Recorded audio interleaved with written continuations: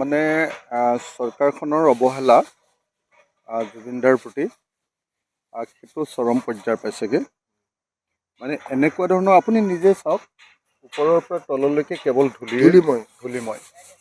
আৰু এতিয়া ই নিজে কৈ আছে যে ইয়াত যদি গ্ৰিল দি দিয়ে তেতিয়াহ'লে তাৰ এস্থেটিক বিউটিটো আমাৰ জুবিনদা য'ত শুই আছে সেই ঠাইখিনিত আমি এনেকৈ জুমি চাব লাগিব। ইয়াৰ পৰা ফটো এটা ল'ব নোৱাৰে মানুহে। এইটো গোটেই গ্লাছ হ'ব লাগিব, ধুনীয়া গ্লাছ, দামী গ্লাছ লগাই ধুনীয়াকৈ এই বস্তুখিনি ধুনীয়া কৰি দিব লাগিব। মানে বাউণ্ডেৰীটো পূৰা গ্লাছৰ হ'ব লাগে, যাতে সকলোৱে এই গোটেই বাউণ্ডেৰীটো গ্লাছৰ হ'ব লাগে। এতিয়া আটাইতকৈ ডাঙৰ কথা, বৰষুণ দিয়াৰ লগে লগে এই তলটো পূৰা কমপ্লিটলি বোকা হৈ যাব এতিয়া, আৰু ওপৰৰ পৰা পাহাৰৰ পৰা গোটেই ৰঙা মাটিবিলাক নামি আহিব। গতিকে তাৎক্ষণিকভাৱে ইয়াত এখন ৱাল তৈয়াৰ কৰি কাষেদি এটা ড্ৰেইন কৰি পানীটো ফ্ল'টো বাহিৰৰ পিনে নি যেনে তেনে যাতে আমাৰ জেগাটো ঠিক কৰা যায়। আৰু তাৰ পাছত এইটো যে যাতে বাৰিষা দিনতো মানুহ আহি থাকিব পাৰে, ইয়াততো মানুহ বাৰিষাত সোমাব নোৱাৰে, এতিয়া পূৰা বোকা হৈ যাব, আহি থাকিব পাৰে যাতে, তাৰ কাৰণে পেভাৰ্ছ ব্লক মানে অলপ ভাল ধৰণৰ কোৱালিটি পেভাৰ্ছ ব্লক লগাই গোটেই অঞ্চলটো আমি ঠিক ঠাক কৰিব লাগিব। তেনেকৈ দিয়া নাই কি হ'ব? মানে চৰকাৰে হিমন্ত বিশ্ব শৰ্মাক আমি শুনিলোঁ যে তেওঁ কৈছে যে ২৬ চনৰ ইলেকশ্যনত জিকিলে ২৬ৰ শেষতহে ফাৰ্ষ্ট টেক আদালত দিব। তাৰ অৰ্থটো কি জানেনে?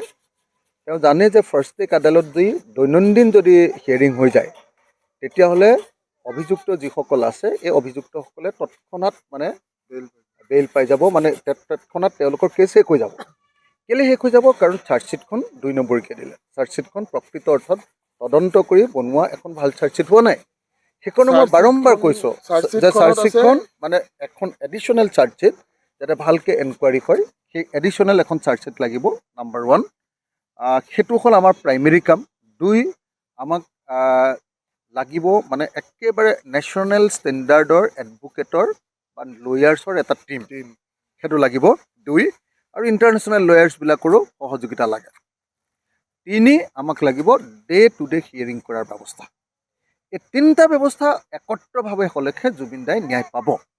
আৰু জুবিনদাক যে ন্যায় দিবৰ কাৰণে এই চৰকাৰখনৰ কোনো মানে আগ্ৰহ নাই, সেইটো এই জুবিন ক্ষেত্ৰখন চালেই দেখা যায়। আপুনি চাওক, গোটেই জুবিন ক্ষেত্ৰখনৰ কাৰণে কি 2,80,000 নে 2,40,000হে মুকলি কৰিছে। 2,40,000 যদি চেংচন কৰে এতিয়া, 2,40,000 ইয়াৰ বেৰখিনি দিবলৈকে নুজুৰিবচোন, ৱালখিনি দিবলৈ, বাউণ্ডেৰী বাঁহৰ বেৰে দিয়ক 2,40,000। 2,40,00,000 হয়নে? এনেকৈ কৰিছে হয়নে? 2,40,00,000ত কি জুৰিব কওক? গতিকে মই সেইকাৰণে ক'ব খুজিছোঁ যে হিমন্ত বিশ্ব শৰ্মাই আমাৰ জুবিনদাক ন্যায় দিব খোজা নাই। সেইকাৰণে আজি ভিক্টৰ আৰু মই চাবলৈ আহিছোঁ। ভিক্টৰ আৰু মই আমি এনেকৈ ভাবিছোঁ যে দৰকাৰ হ'লে চৰকাৰৰ পৰা সহযোগিতা নোহোৱাকৈ আমি জুবিন ক্ষেত্ৰখন সংৰক্ষণ কৰিম। নিজাকে বনাই যিটো দাদা অলৰেডি কৈছে যে ফাৰ্ষ্ট কথা হৈছে আপোনাৰ চাৰ্জশ্বিটখন। চাৰ্জশ্বিট এখন 12,000 পৃষ্ঠাৰ চাৰ্জশ্বিট দেই, যিটো আমাৰ অলৰেডি বহুত অধিবক্তা বহুত টক শ্ব'ত কৈছে যে এনেকুৱা হ'লে 20 বছৰ ওপৰত লাগিব।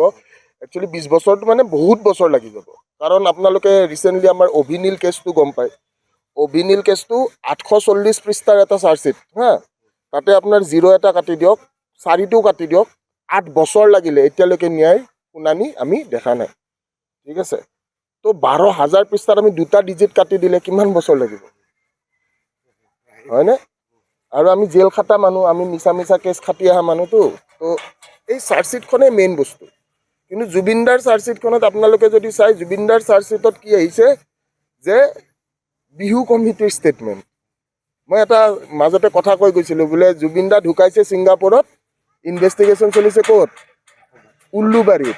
অসমখনক উল্লু বনাই থৈ গৈছে। তো এই কথা কিছুমান আমি ভালকৈ বুজি পাব লাগিব। আৰু অসমৰ নাম্বাৰ 1 অনুৰাগীজনে আজিৰ ডেটলৈকে, মই জেল খাটি আহি আকৌ ঘূৰি দাদাকে এনেকুৱা এটা অৱস্থাত দেখা পাইছোঁ, তাৰপিছত মানে ইয়াতকৈ বেয়া আৰু কি লাগিব পাৰে? আৰু এটা মই আহ্বান জনাম, হাতযোৰ কৰি আমাৰ গোটেই যিখিনিয়ে মানুহে প্ৰকৃততে দাদাক ভাল পায়, সেই মানুহখিনিয়ে নিজাববীয়াকৈ কি কৰিব পাৰে সেইটোৰ কাৰণে ওলাই আহক। আমি চবেই লগ লাগি আমি আছোঁ, কাৰণ অকলে মই বহুত কৰিলোঁ, অকলে মানে মোৰ এনেকুৱা হৈছে, মই দেখিছোঁ যে ক'ৰবাত নহয় ক'ৰবাত শলঠেকত পেলাই দিয়ে অকলে। তো এতিয়া এটলিষ্ট জুবিনদাই যেনেকৈ আমাক ইউনাইটেড কৰি থৈ গৈছিলে, উই শুড বি ইউনাইটেড, মানে জাতি ধৰ্ম নিৰ্বিশেষে আমি সকলোৱে ইউনাইটেড হৈ জুবিন ক্ষেত্ৰখন প্ৰথমতে দাদাৰ জেগাটো আমি ধুনীয়া বনাব লাগে। তো দাদা এতিয়া যিটো নিদ্ৰাত, তো দাদা টোপনি মাৰি শান্তি পাব নেকি? আপুনি এনেকৈ ধূলিত আপুনি টোপনি মাৰিব পাৰিব নেকি? হা, মানুহটোক শান্তিত শুবও দিয়ক এটলিষ্ট। জীয়াই থকা অৱস্থাত সেই মানুহটোক কিন্তু বহুতে সমালোচনাই কৰিলে বাৰু, কিন্তু এটলিষ্ট নিদ্ৰা অৱস্থাত অকণমান মানুহটোক শান্তি দিয়াটো মই বিচাৰোঁ। আৰু মই যিটো কৈছোঁ, মই ভক্ত হিচাপে মই যিখিনি কৰিব লাগে, যদি সঞ্জীৱনী পাহাৰো দাঙি আনিব লাগে, মই সঞ্জীৱনী পাহাৰো দাঙি আনিবলৈ সাজু হৈ আছোঁ। আৰু চৰকাৰৰ পৰা 1 টকা নোলোৱাকৈ কাম কৰি দেখাম। এইটো ভিক্টৰ দাসৰ চেলেঞ্জ থাকিল।